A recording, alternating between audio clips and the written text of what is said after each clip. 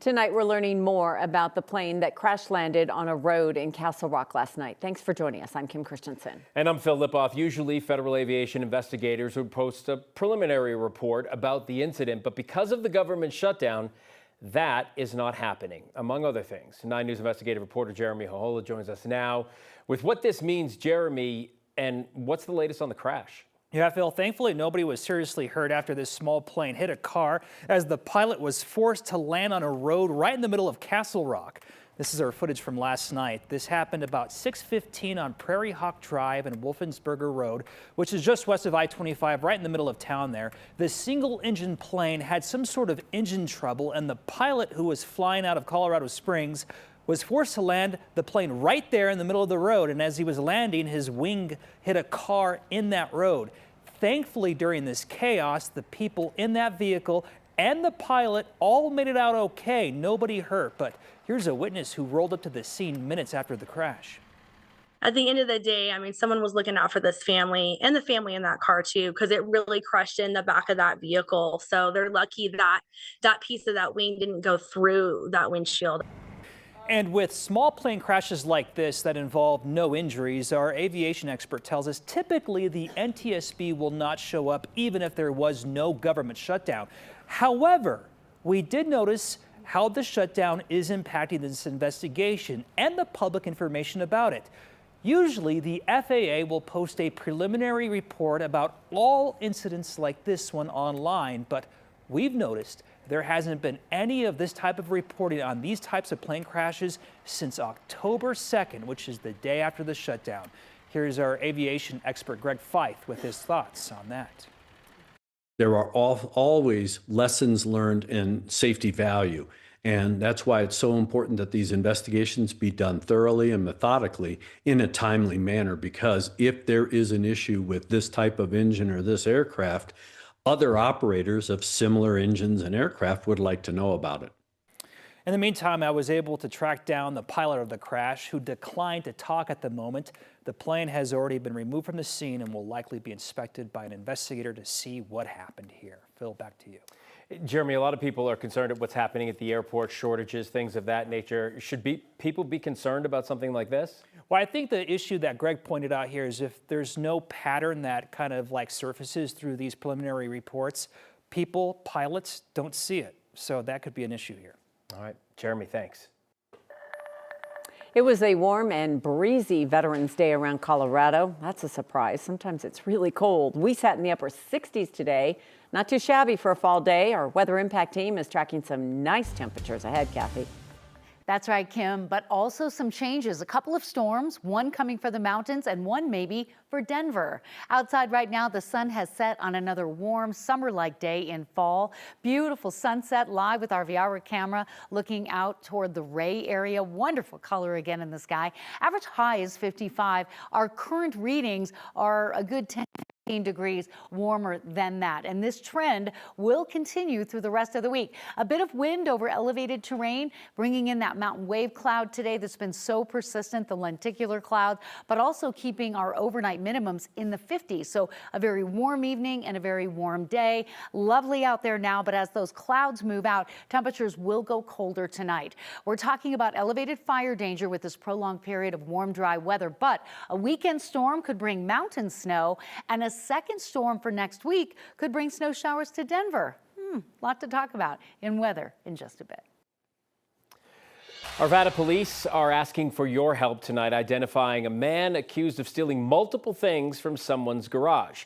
Take a look. Police say it happened overnight, October 15th. They say this man went into an open garage, stole lawn equipment, ID cards, credit cards, even cash. He was later seen driving a dark-colored SUV and used those stolen cards at several businesses in the Highlands Ranch area. If you recognize him, Arvada police say they'd like to speak to you. A police officer who used license plate reader cameras to track down a woman and wrongly accuse her of theft will be disciplined. This story has been spreading online over the last month. Sergeant Jamie Milliman with the Columbine Valley Police Department showed up to a woman's home and claimed he had video evidence proving she stole a package. Milliman used the flock safety cameras to track her down. Turns out the allegation was wrong. The woman ended up proving she wasn't the thief, and providing her own video evidence. The town administrator with Columbine Valley wrote that Officer Milliman will be disciplined, but won't elaborate beyond that. A Colorado Springs man will spend the next 30 years in a French prison convicted of killing his ex-wife and her boyfriend overseas. French media reports 50-year-old Charles Dietrich was found guilty of flying to France in 2020 to kill his ex-wife and her partner. Police say both victims were found shot to death inside their home near Paris. Investigators say Dietrich had moved to the U.S. after their separation and believed his ex-wife had taken their 3 daughters from him. Court documents show surveillance video captured him arriving in France just 2 days before the murders and leaving the country only hours after they happened. A judge sentenced him to 30 years in prison. A Weld County school employee is on leave after being named a person of interest in a criminal investigation. District officials say the staff member works at Fort Lupton Middle School and was placed on paid administrative leave after police were notified of an alleged unlawful contact between a staff member and a student. The district says school resource officers and district leaders are working together to keep students safe while this investigation continues. Anyone with information related to the case is asked to reach out to Fort Lupton Police. The conservative outgoing school board in Douglas County is meeting now to discuss the future of charter schools just 1 week after people voted them out. Lame duck school board, including the 4 conservative board members who lost their re-election last week, holding one last meeting before leaving office. They are considering a plan to extend charter school renewals. Charter schools get renewed every 5 years. The outgoing board wants to change that to 10 years. The current board would also give automatic extensions to schools that apply before November 24th, when the new moderate board is sworn in. If the measure passes tonight, a new board may have a tough time reversing it, since those extensions will become part of each charter's contract.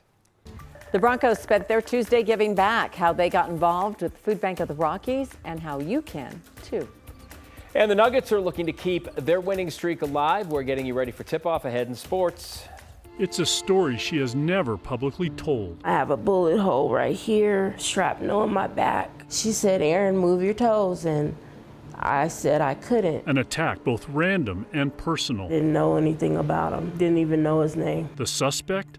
A man with a history of random attacks. He drew that AR on me. It's a story with a twist. How did he get his guns back? 9 News investigates a story she's finally ready to tell. Wednesday at 9 and 10.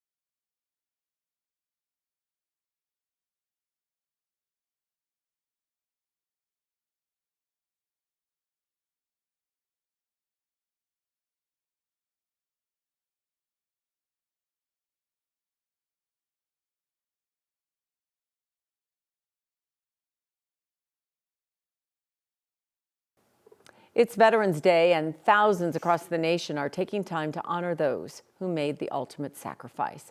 People in Washington, D.C. came together for a special ceremony. It was held at the World War II Memorial on the National Mall. Veterans from several different eras came together to observe the occasion and to honor those who served this nation. Those in attendance laid wreaths and listened to speeches marking Veterans Day. A funding bill to end the longest government shutdown in U.S. history is now headed to the House for a final vote. House Speaker Mike Johnson is urging members to return quickly, citing travel delays that have snarled airports nationwide. Those delays come as the FAA now cancels 6% of daily flights because of staffing shortages. Those numbers are expected to climb as the week goes on. Officials say by tomorrow they could hit 8%. Friday, 10% of flights could be affected. That is an enormous amount of flights across the country. Transportation officials say even if the government reopens, some air traffic controllers may not return right away. We're at the cusp of hopefully having the government reopened. I'm concerned that we're not going to have on day one controllers come back into the towers right away. I'm asking them to do that. President Trump has asked them to do that. It is their jobs and they will be paid, but it might not be immediate that they come back in. Travelers at busy airports are already feeling the impact. Some have had to reschedule or get refunds flat out, while others say the uncertainty is just causing stress and anxiety about their flights. As the government shutdown continues to strain air traffic control staffing, the FAA is stepping in with new restrictions. The agency is grounding most private and corporate jets at a dozen of the country's busiest airports, including DIA. Others include Atlanta, Boston, Dallas, Fort Worth, and Chicago. The FAA says the order will stay in place through the end of the year, but it could end sooner if the shutdown is resolved. Right now, the restrictions are not affecting smaller airports like Centennial, a busy destination for corporate jets and private planes. They told our partners at the Denver Business Journal they're still operating normally.